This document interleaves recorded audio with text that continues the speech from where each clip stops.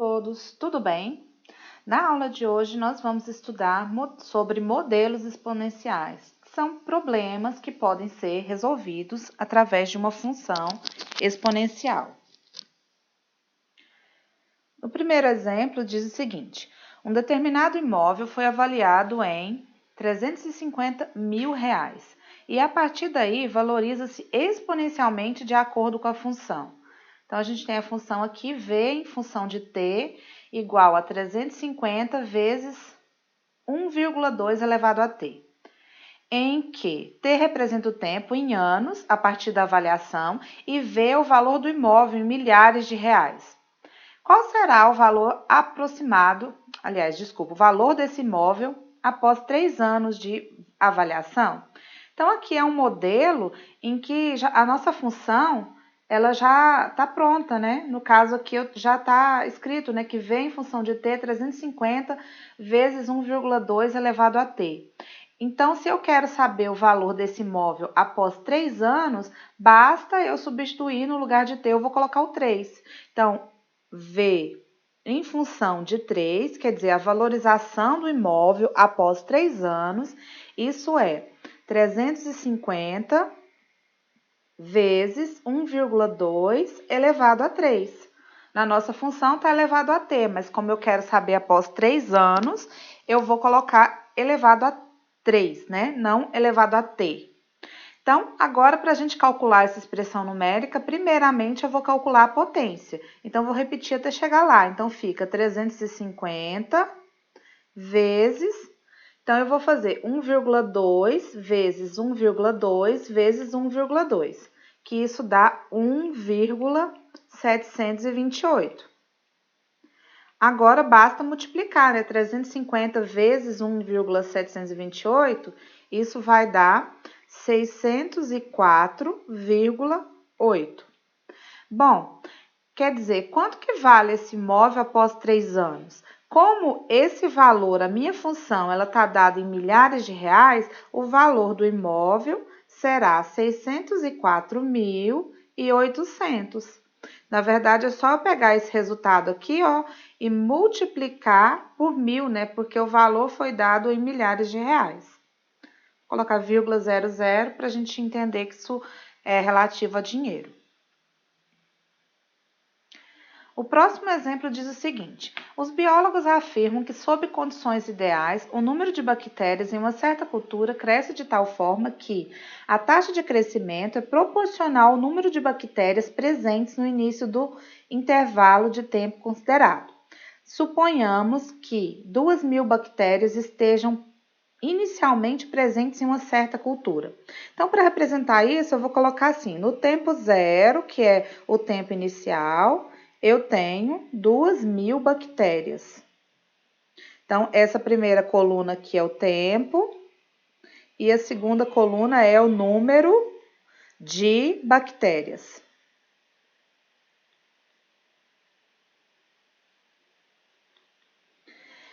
Bom, e que 4.000 estejam presentes 30 minutos depois. Então, quer dizer, em 30 minutos depois, eu vou ter 4.000 bactérias.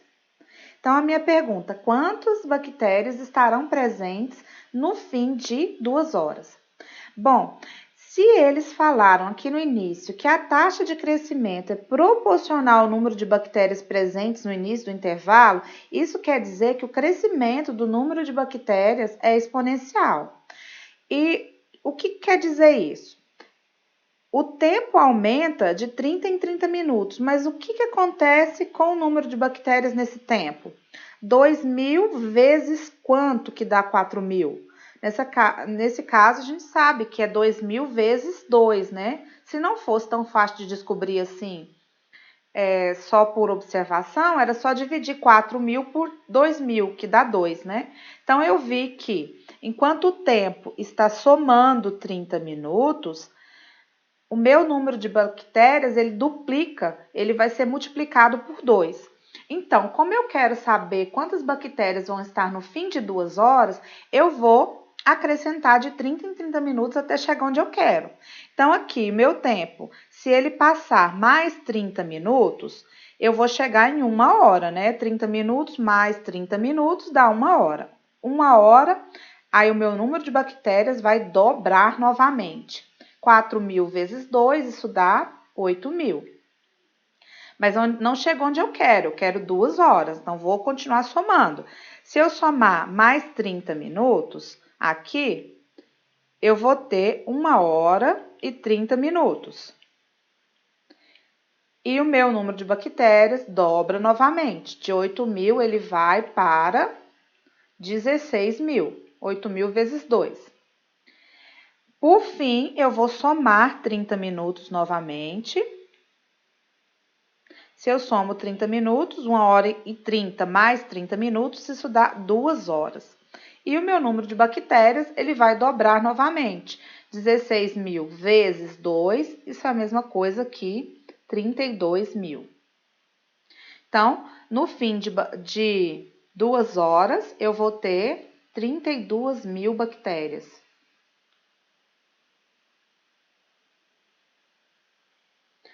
O próximo exemplo, ele diz o seguinte: a meia-vida é o tempo necessário para que a quantidade original de um composto reduza-se à metade. A meia-vida do Césio-37 é de aproximadamente 30 anos. Sabendo que o acidente radioativo foi em 1987 e que o local do acidente só poderá ser habitado novamente quando a quantidade de Césio-37 se reduzir por desintegração a 1,32 da quantidade inicialmente presente, quando o local poderá ser reabitado? A partir de que ano? Bom, para quem não está entendendo nada sobre esse acidente radioativo citado no texto, citado aqui no vídeo, eu vou deixar um texto para vocês sobre o acidente radioativo que aconteceu em Goiânia, que é a capital de Goiás, em 1987. Resumindo um pouco essa história, catadores de lixo acharam restos de um material de raio-x e dentro dele tinha esse composto radioativo, Césio-37. E esse é o maior acidente que aconteceu na história do Brasil. É um acidente nuclear, né? Morreram várias pessoas, o enterro dessas pessoas foi em caixão super lacrado. Até hoje, essas pessoas lá no cemitério de Goiânia, elas estão num caixão que tem concreto em volta de uma espessura bem alta, né? Bom, então o que acontece? Esse acidente foi em 1987. A gente quer saber a partir de qual momento aquele local estava disponível para ser habitado. É óbvio que, na verdade, o acidente aconteceu. O que eles fizeram foi pegar esse material radioativo e colocar numa unidade onde eles ficam avaliando até hoje a quantidade de radiação presente no local. Mas é um local que fica em Abadia de Goiás. Mas assim, nessa situação a gente está pensando, e se não fizesse nada, em que ano que a gente poderia habitar o local sem perigo, né? Eles falam que aqui é quando o composto ele se desintegrar a 1,32 da quantidade original.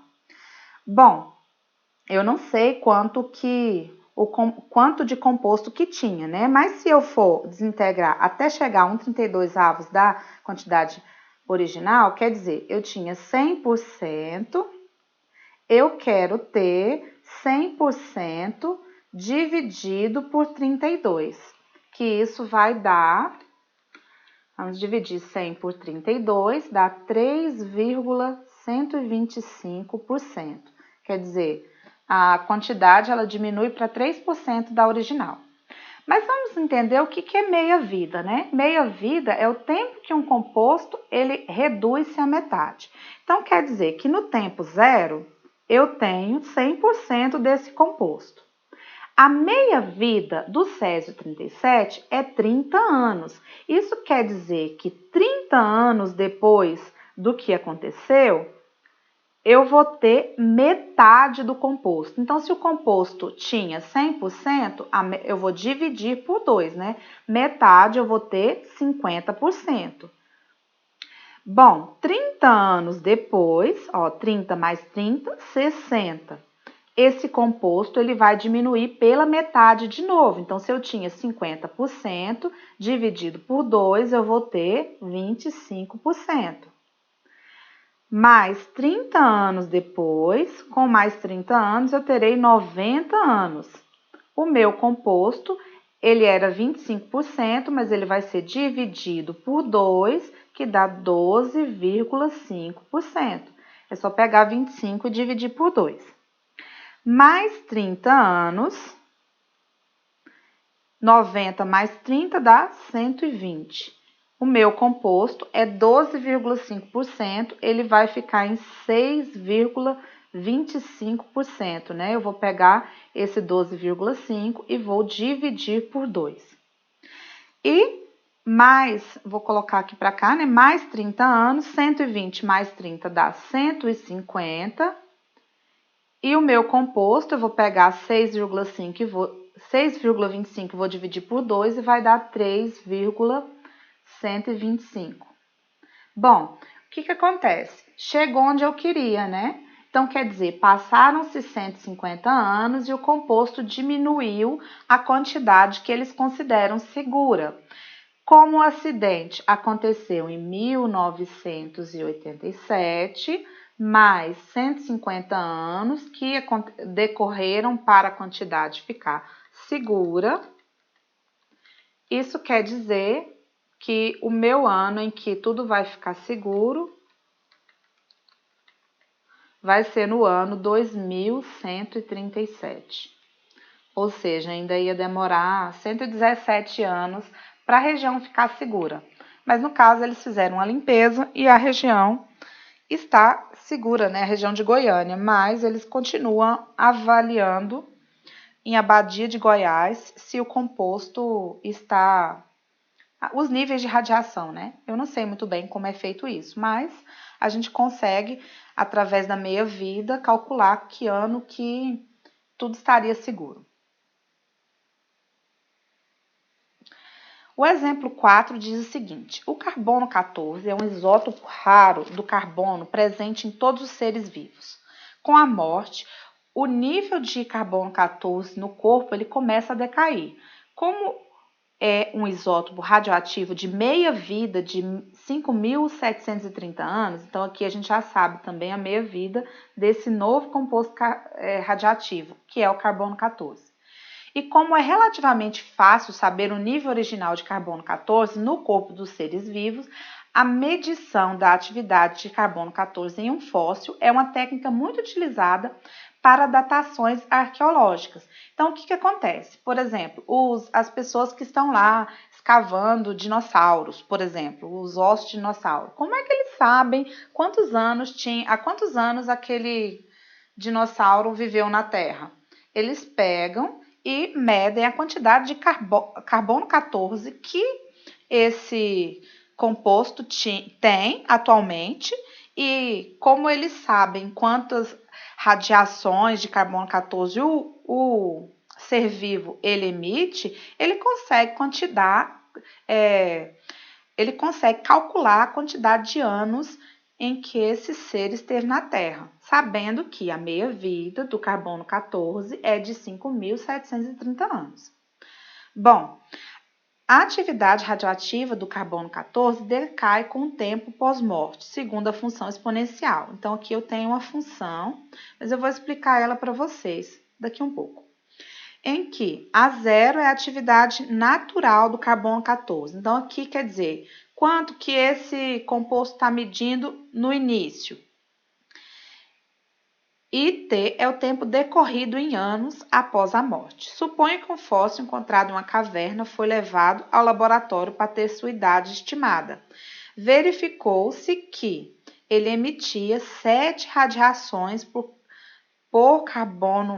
de carbono 14 por grama-hora, sabendo que o animal vivo emite 896 radiações por grama-hora. Então, qual a idade aproximada desse fóssil em anos seria?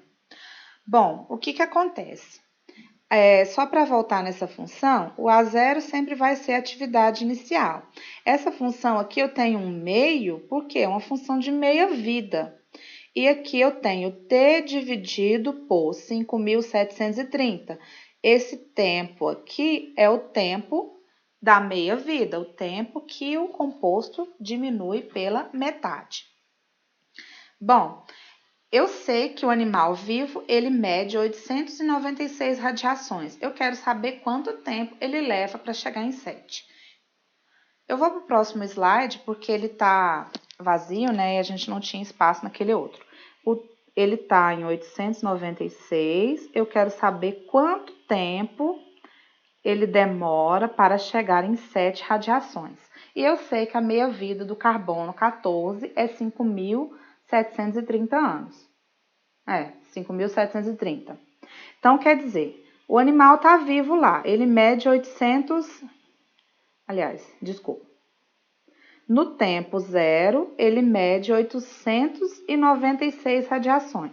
Então, aqui eu vou colocar aqui o tempo e aqui a quantidade de radiações. Passaram-se 5.730 anos. Se estava no tempo zero, chegou no tempo 5.730.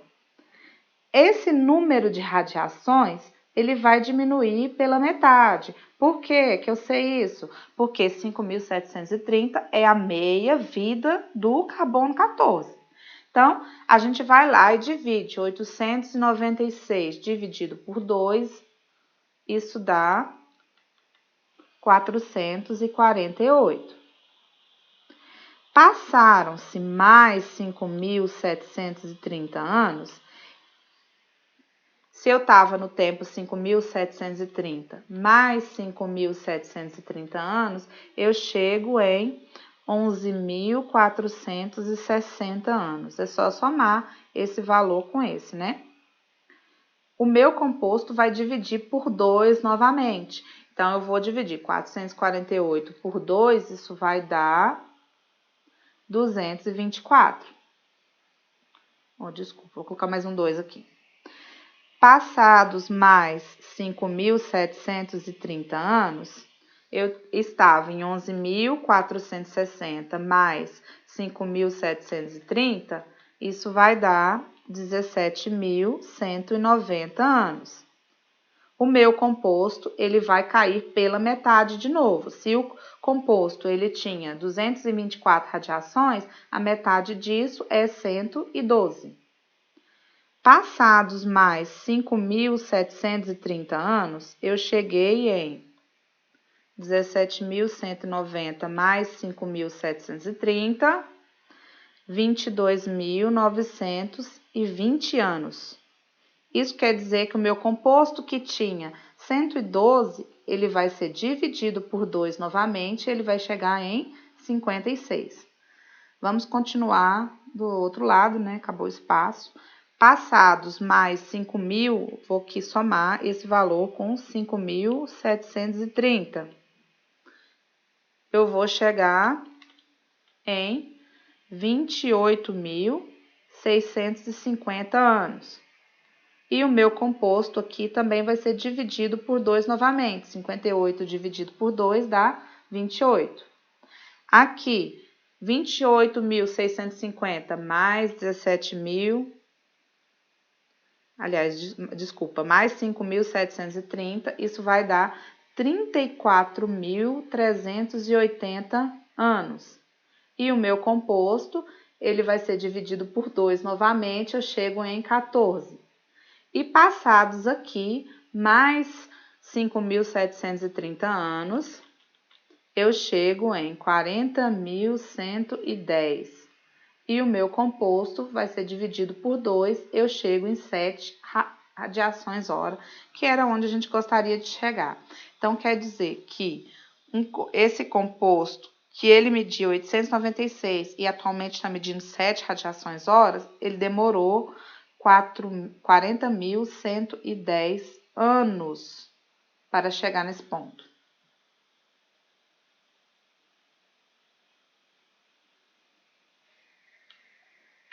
Os átomos de um elemento químico radioativo têm uma tendência natural a desintegrar-se. emitindo partículas e se transformando em outros elementos. Dessa forma, com o passar do tempo, a quantidade original desse elemento diminui.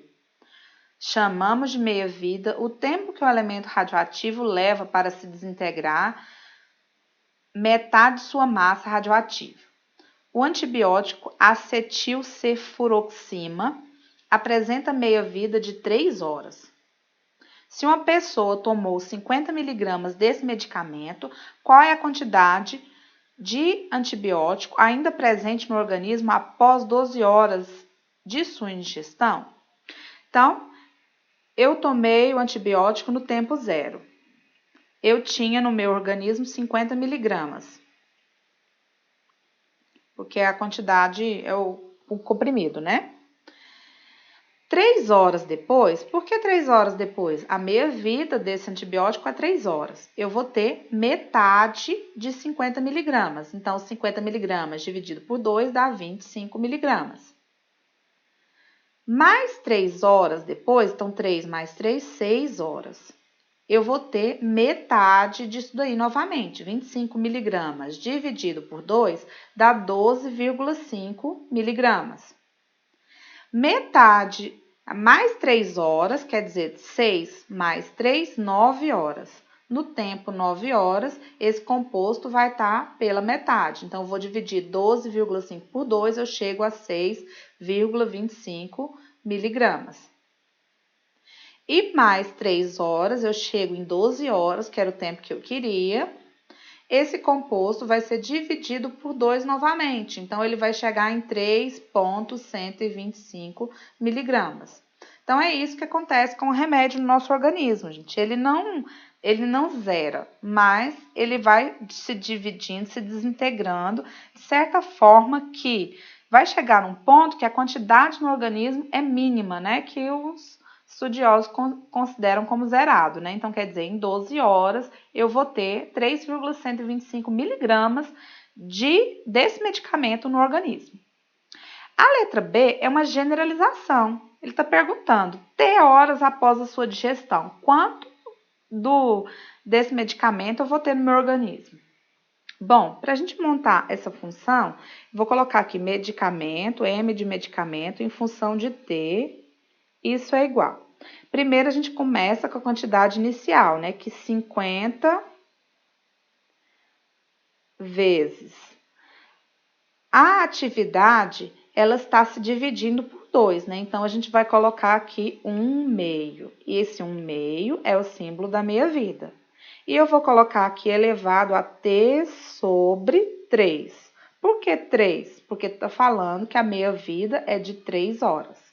Então, repetindo, esse 50 é a quantidade de medicamento que eu tenho no organismo. Esse 1/2 é porque a gente sabe a meia-vida desse medicamento. Elevado a T, esse T porque é o tempo em horas, dividido por 3, isso daqui é a meia-vida desse medicamento. A meia-vida dele é 3 horas. Bom, espero que tenha ficado claro para vocês. Assim, é difícil falar de modelagem, porque a gente tem muitos exemplos, né? Eu considero a meia-vida um dos mais importantes, mas qualquer dúvida a gente vai continuar falando sobre isso na próxima aula. Obrigada pela participação de vocês e até mais. Tchau, tchau.